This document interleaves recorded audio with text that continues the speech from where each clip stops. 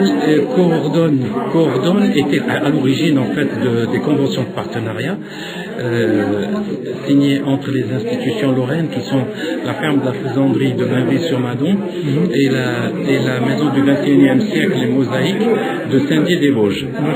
Dans les deux cas, ces deux partenaires français ont signé les conventions de partenariat avec Ibtissama, qui est une association algérienne qui prend en charge l'autisme, la trisomie, l'infirmité motrice et qui veut réaliser un projet de ferme pédagogique, mais aussi d'affiner son diagnostic par rapport aux résidents qu'elle accueille dans son CPP, qui est un centre psychopédagogique. Et l'UFAL coordonne les actions de partenariat, de formation. Tout passe, en fait, c'est la plaque tournante, tout passe par l'UFAL en matière de formation, de proposition, etc.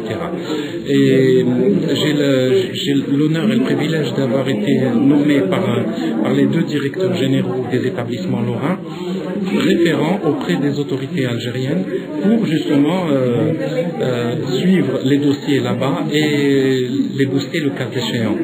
Donc aujourd'hui ici, on a la chance d'avoir regroupé tous les partenaires de ce projet, donc Ibtissama qui est en visite en Lorraine, les 4 représentants de l'association, et en même temps qui occupent des postes importants dans la gestion des établissements, et la ferme de la Faisanderie avec son président Antoine Mathieu qui est présent, la maison du XXIe siècle et son directeur général Antoine Bressan étant présent, et M.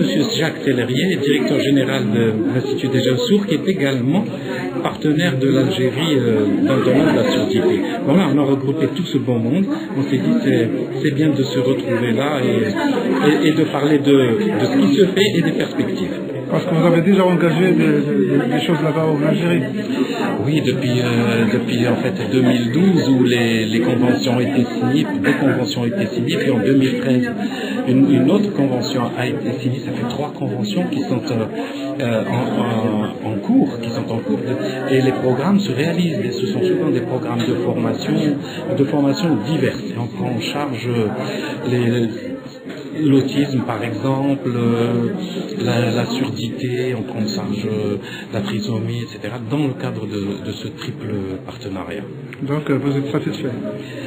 Honnêtement, je suis très satisfait, mais je serais satisfait davantage quand ce qui est en cours, c'est-à-dire la ferme par exemple de Beni-Voltilen, qui vient d'être inaugurée, prendra son essor parce qu'il s'agira de faire de l'élevage, de l'abattage, de la transformation, tout ça pour le bien-être, pour l'épanouissement de la jeune personne handicapée qui va sortir de l'Institut à l'âge de 18 ans pour être versée dans le domaine du travail. Donc elle aura un salaire et puis une dignité retrouvée. D'accord, un petit mot pour les organisateurs. Alors les organisateurs formidables, comme d'habitude, toujours à la hauteur des événements de ce niveau-là.